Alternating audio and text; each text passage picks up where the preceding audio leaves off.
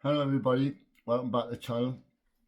Uh, I'm just going to do part 3 of the hens today. Sorry I never got it out last night. I was really busy. Ended up at a friend's house, well, babysitting. So I've got it done today.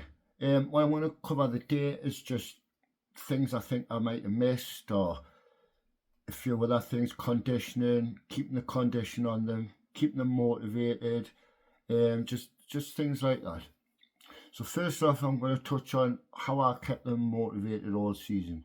Obviously, with the training tosses back to the cocks, like I said on previous videos, that always kept the hens keen to the cock. So I had no problems of our hens paying up.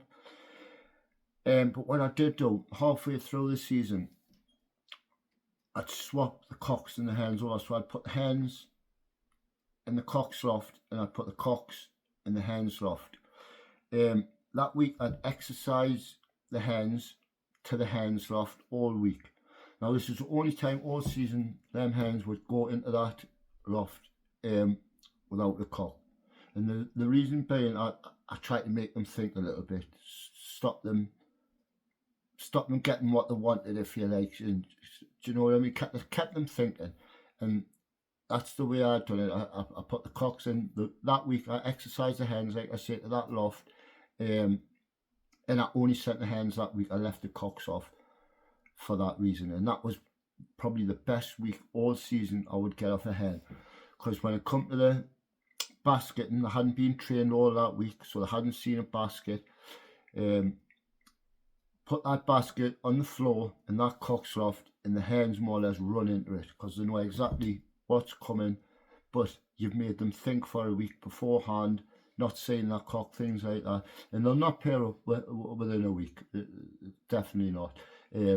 They hate each other doing it this way, so they'll just be sat on that box without that cock all week. But that's exactly what we want to make them think.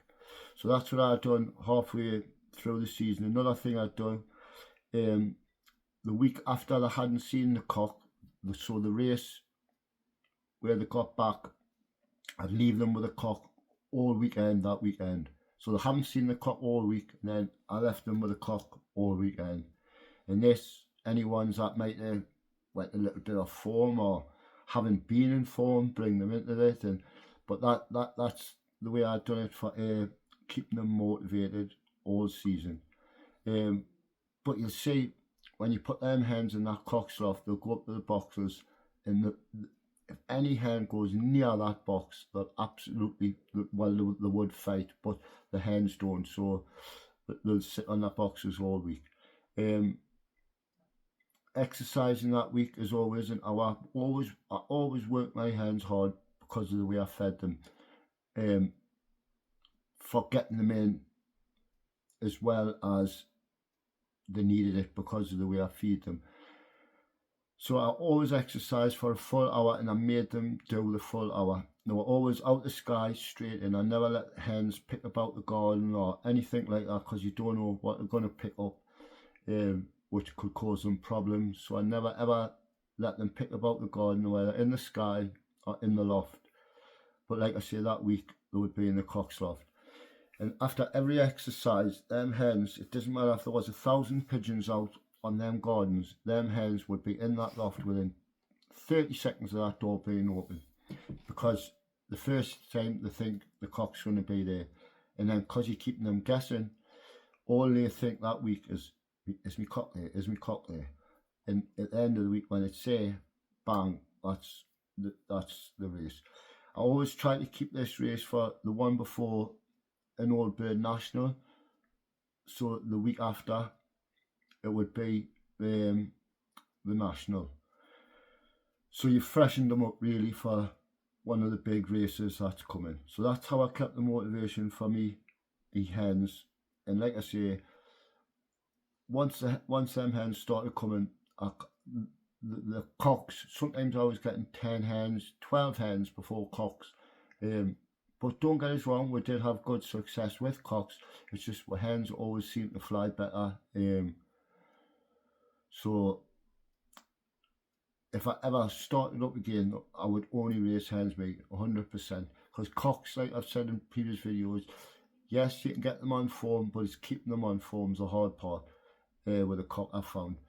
You only get 2-3 weeks and then they go a bit stale, so you've got, but we'll do that when I move on to how I race the cocks. Conditioning. I don't know if I've said in previous videos, but I always put omega-3 oil on the corn Tuesdays and Thursdays PM. I don't put too much on because the corn sticks together, so you just put enough on so it's damp, and obviously fill the tray again so that night they've got omega-3 oil in. The condition of my pigeons was always super, and I swore by that omega-3 oil. Another thing for conditioning, they always got 2 baths a week, and it would be on a Friday and on a Sunday. And both them days, the reasons they were so close, I wasn't bothered about that. The reason I done it on them days is because I wanted the hens to rest on them 2 days more than any other days. And the best way to get a pigeon to rest is put it in the bath. So that for conditioning, the baths helped, I think, and I think they're a must at least once a week, but I try to think of days to get them in for a reason. I always try to think that way when I race, think a little bit outside the box if you like, and that way for me. Now I've had a lot of people say, did it knock the conditioning off on a Friday? Well, actually, they were actually exactly the same, if not better condition after the bath. So the omega-3 oil with the baths, I think that's all really you need. Routine, obviously routine's massive as well. Pigeon's a creature of habit, so it needs a routine. So that'll keep condition as well. So that's the condition I've covered there. Let's have a look at my notes here. Treatment. I've had a few people asking about treatment, so I'm going to be brutally honest. A lot of people will say it's not right. A lot of people will say they do it. Well, not a lot of people will say do it. But before the season, I think I'll go through it all how I treat. So before the season, I treat for canker and broad spectrum antibiotic, lingo spectrum or the likes, something like that. When they were on, before I paid them, before the laid, that's when they got treat with a broad spectrum antibiotic for 10 days. And then once they were sitting, I treat for canker exactly the same. A week before the season, I would give them 7 days respiratory as well. Now, I know that people will say, oh, you're treating blind, this, that and t'other. But yes, I haven't had them tested. But I know this is going to put them right regardless. And people will say, yeah, oh, but your pigeons, the building, the immune system, blah, blah, blah. And don't take this wrong way, but how long do you need a racing pigeon for? 3-4 years at the most. Now, in them 3 or 4 years, by the way I treat, they're not going to get immune to everything, because I didn't abuse it. I just made sure they were fit, healthy, and the respiratory tracts were all clear, because I don't think a pigeon with a blocked nose can beat a pigeon without a blocked nose. It's like anything, even humans, anything.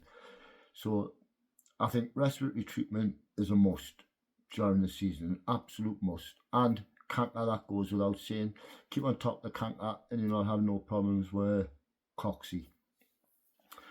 So I think that just about rounds up my hen system. I'm trying to think anything else. If I've missed anything, feel free to leave a comment, and I'll answer every comment that gets left. And if you would like to subscribe to the channel, it's free to subscribe, and it'll help the channel grow. So that's all part 3 of the hens.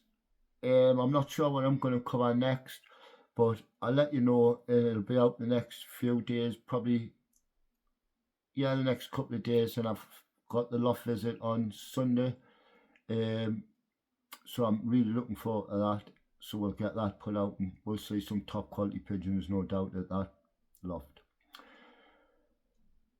Right, that's it. I think that's everything. Come on, like I say, if there's anything I missed, just stick it in the comments and I'll get back to you. But thanks for tuning in, and I'll see you on the next one. Thanks very much.